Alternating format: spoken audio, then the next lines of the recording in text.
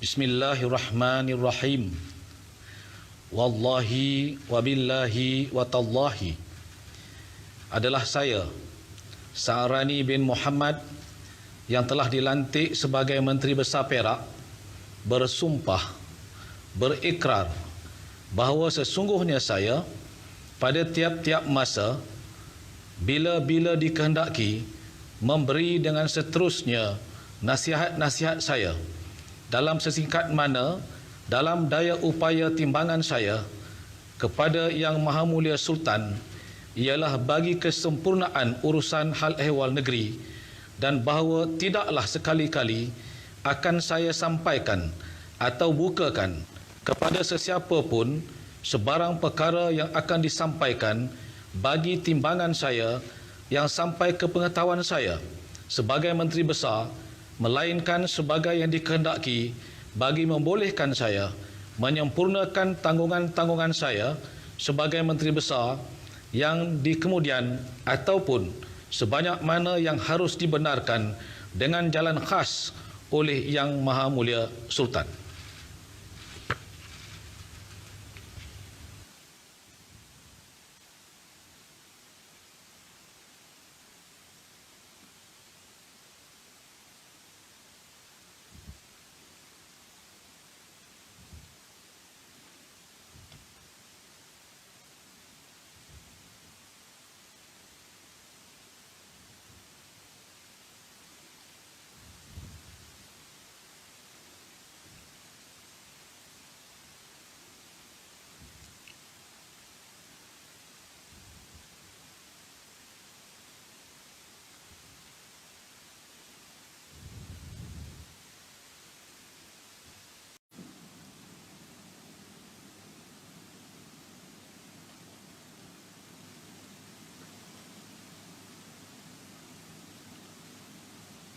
Bismillahirrahmanirrahim. Assalamualaikum warahmatullahi wabarakatuh dan salam sejahtera. Maha suci Allah yang menguasai segala kerajaan, dan Dia maha kuasa atas segala sesuatu, yang menjadikan mati dan hidup supaya Dia menguji kamu, siapa di antara kamu yang lebih baik amalnya. Dan Dia maha perkasa lagi maha pengampun. Selawat dan salam ke atas junjungan besar Nabi Muhammad sallallahu alaihi wasallam, ahli keluarga serta para sahabat baginda. Begitu juga kepada para ulama dan para tabi'in. Semoga memperoleh ihsan sehingga ke hari kebangkitan.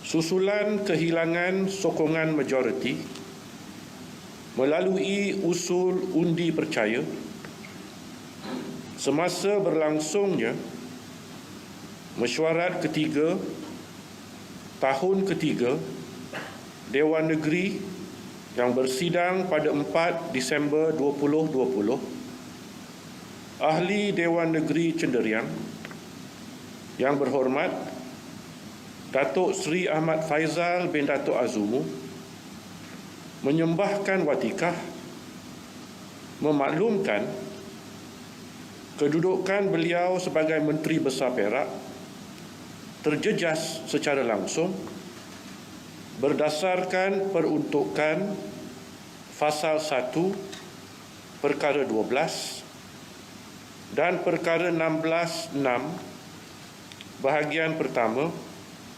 Undang-Undang Tubuh Kerajaan Negeri Perak Darul Ridwan. Dengan itu, beliau mempersembahkan hasrat meletak jawatan sebagai Menteri Besar bersama Ahli Majlis Mesyuarat Kerajaan. Permohonan meletak jawatan sebagai Menteri Besar bersama Ahli Majlis Mesyuarat Kerajaan yang dipersembahkan melalui warkah bertarikh 5 Disember 2020 mendapat perkenan beta. Beta menzahirkan titah terima kasih kepada Yang Berhormat Datuk Seri Ahmad Faizal yang telah melaksanakan tugas Menteri Besar sejak 12 Mei 2018. Setelah mendapat perkenan beta 2 kali mengangkat sumpah jawatan, kali pertama pada 12 Mei 2018 dan kali kedua pada 13 Mac 2020. Beta juga menzahirkan titah terima kasih kepada semua ahli Majlis Mesyuarat Kerajaan atas perkhidmatan yang telah diberikan dalam tempoh perkhidmatan mereka.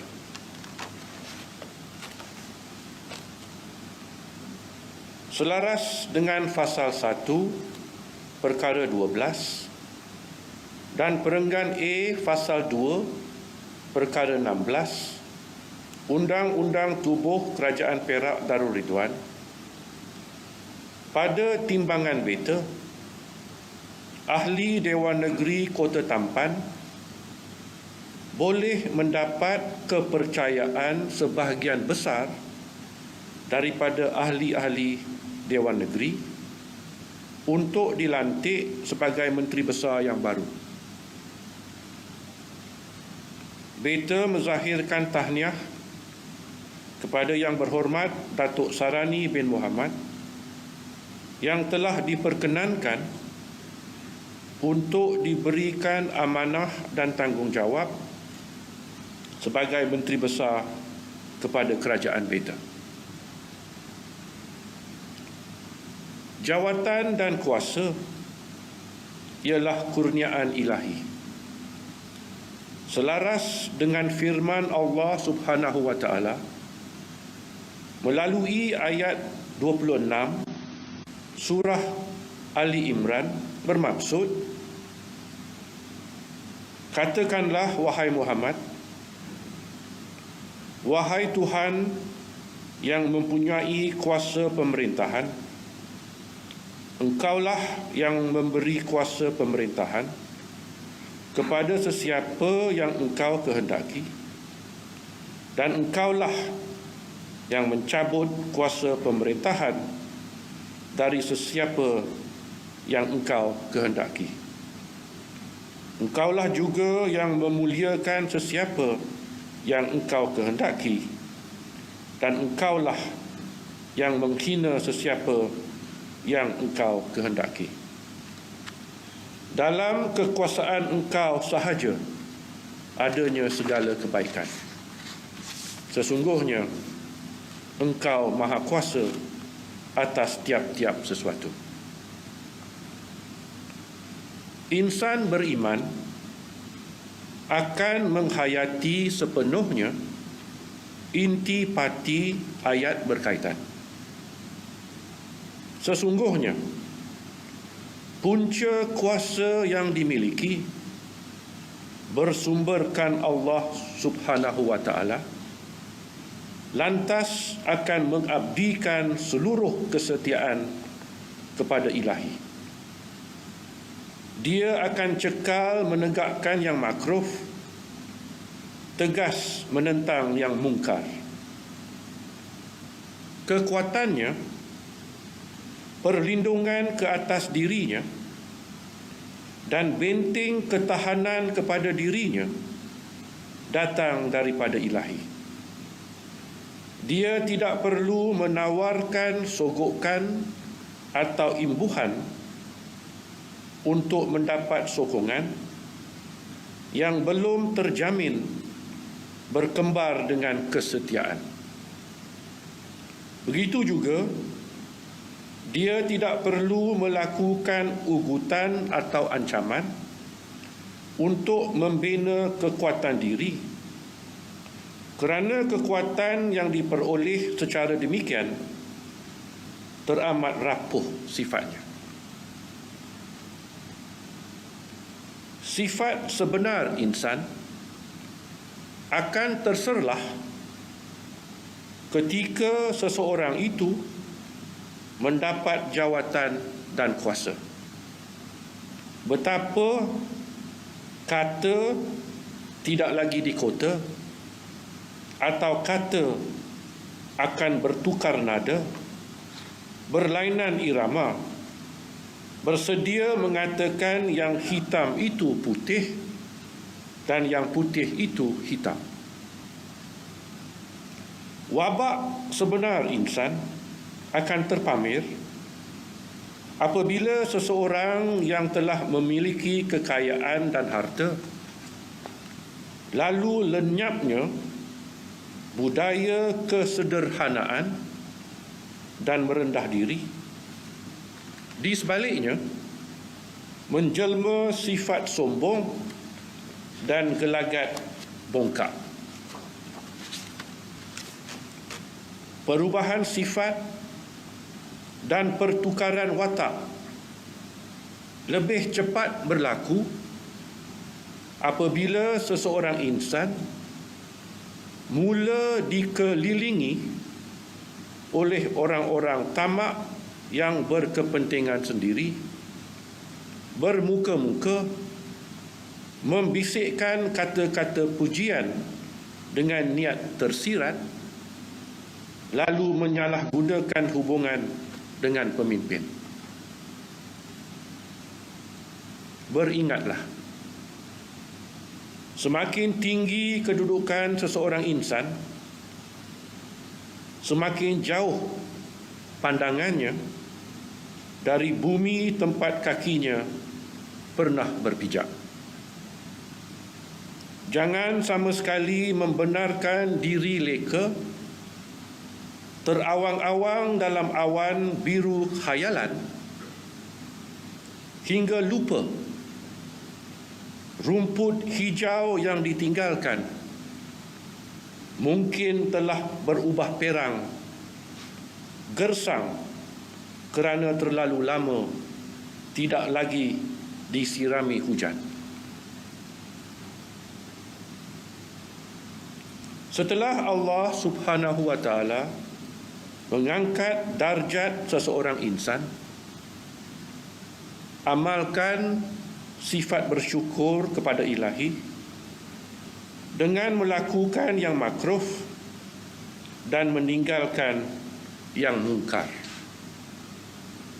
Amalkan budaya berterima kasih kepada insan-insan yang telah membantu membolehkan kejayaan kita. Bermula daripada ibu bapa, kaum keluarga, ustaz di surau, imam di masjid dan guru di sekolah, jiran tetangga, rakan kenalan dan masyarakat sekitaran. Kuasa dan jawatan yang dipinjamkan oleh Allah Subhanahu wa taala hendaklah diterima sebagai tanggungjawab yang telah diamanahkan. Berpandukan peringatan Ilahi melalui ayat 72 surah Al-Ahzab bermaksud, wahai orang-orang yang beriman, janganlah kamu mengkhianati amanah Allah dan Rasul-Nya, dan janganlah kamu mengkhianati amanat-amanat yang dipercayakan kepadamu sedang kamu mengetahui.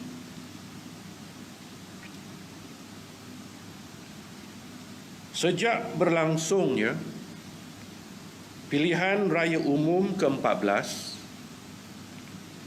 sudah 3 kali istiadat pelantikan menteri besar dilakukan. Perkara yang mencatatkan sejarah baru yang tidak pernah berlaku dalam sesuatu penggal Dewan Negeri sebelum ini.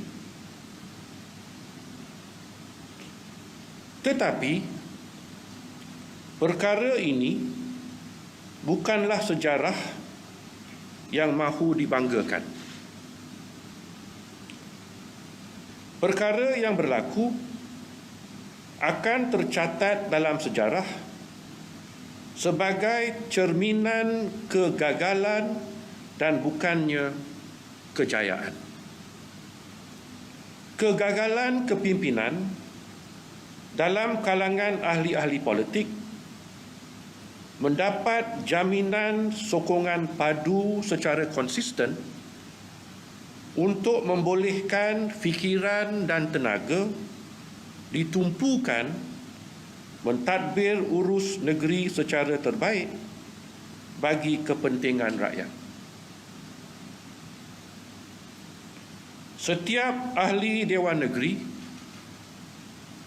dipilih rakyat kerana rakyat mempercayai anda.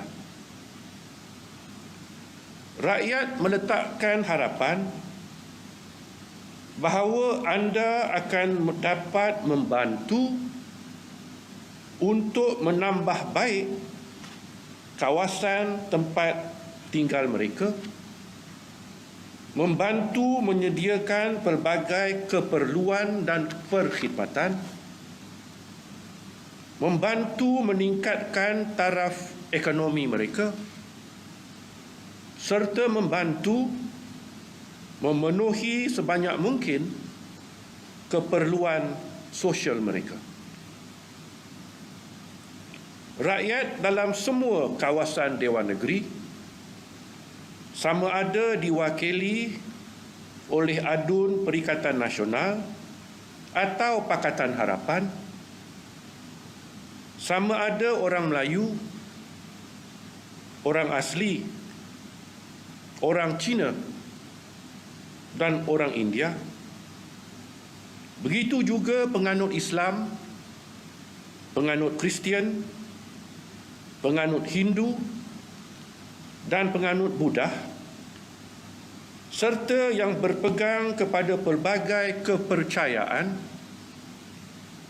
mempunyai keperluan yang sama, menanggung penderitaan yang sama, memiliki harapan yang sama, menagih perhatian yang sama. Semua rakyat di negeri ini, Melayu, orang asli, Cina, India, Islam, Kristian, Hindu dan Buddhis ialah makhluk ciptaan ilahi. Kesemua mereka rakyat Duli Yang Maha Mulia Paduka Seri Sultan Perak. Kesemuanya mahukan sebuah negeri yang aman lagi makmur, dengan pemerintahan yang melaksanakan keadilan dan membina kerukunan agar rakyat hidup dalam semangat saling menghormati penuh harmoni. Rakyat jelata, terutama dalam kalangan berpendapatan rendah dan miskin, rakyat yang semakin ramai kehilangan pekerjaan dan pendapatan akibat pandemik COVID-19, jangan dijadikan kancil yang mati tersepit kerana gajah yang tidak berhenti-henti beradu kekuatan. Doa rakyat yang merasakan diri mereka teraniaya, tidak ada dinding untuk dimakbulkan ilahi, janganlah rakyat dianiayai kerana dipengaruhi emosi berdendam dan pemikiran politik yang jumud.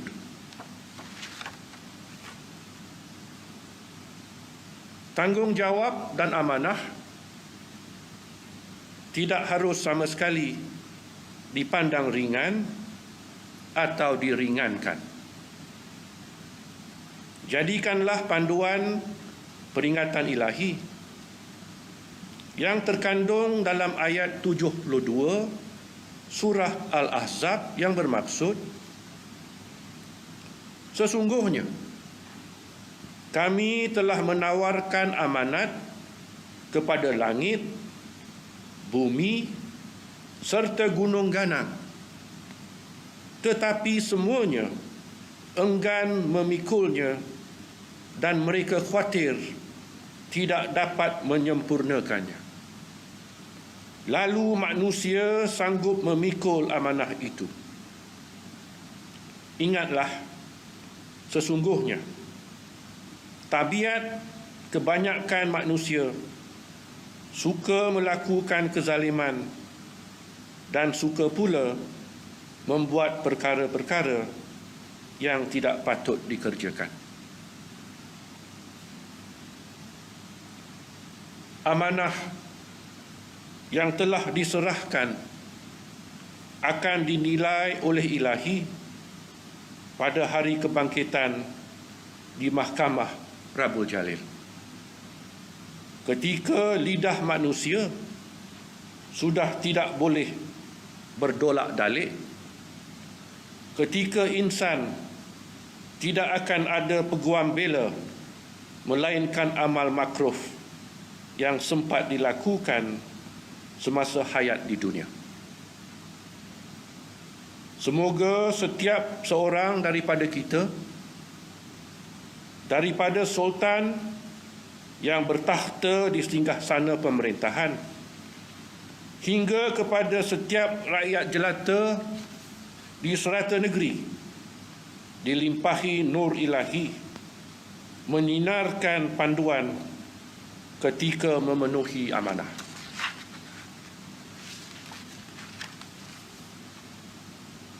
Kemelut kepimpinan kerajaan Beta yang mula tercetus pada 4 Disember lalu semoganya berakhir. Pelbagai pihak daripada kalangan pakar perundangan, pegawai kerajaan, orang perseorangan dan paling ramai para pemimpin politik daripada Perikatan Nasional, begitu juga para pemimpin politik yang mewakili Pakatan Harapan telah menghadap Beta. Kesemua mereka mempunyai niat dan tujuan yang murni mahu membantu agar kemelut yang berlaku dapat ditangani. Pelbagai cadangan, pandangan, pendapat dan saranan telah dipersembahkan dengan hasrat membantu Beta merungkaikan kekusutan yang dihadapi. Kepada semua mereka, Beta menzahirkan penghargaan tinggi. Beta amat menghargai petugas-petugas media yang berkampung di hadapan Istana Kinta di bawah terik panas matahari dan dibasahi hujan, melaksanakan tugas secara tekun lagi komited, melaporkan dan menyiarkan berita secara bertanggungjawab kepada rakyat jelata yang mengikuti perkembangan yang sedang berlaku. Demikian juga kepada para anggota polis Diraja Malaysia yang telah membantu mengawal keadaan, membolehkan pelbagai pihak melaksanakan tugas masing-masing secara tenteram dan teratur. Penghargaan Beta kepada Yang Berhormat yang dipertua Dewan Negeri, Setiausaha Kerajaan Negeri, Penasihat Undang-Undang Negeri, pegawai-pegawai kerajaan dan ahli-ahli Dewan Negara Perak yang telah bekerjasama dalam semangat saling membantu, saling nasihat-menasihati, memastikan segala urusan kerajaan tidak terjejas dan kemelut yang dihadapi berjaya ditangani secara bijaksana. Semoga segala khidmat bakti tersebut diterima Ilahi sebagai amal makruf yang diberikan ganjaran dunia, ganjaran akhirat. Amin ya rabbul alamin. Wabillahi taufik wal hidayah. Wassalamualaikum warahmatullahi wabarakatuh.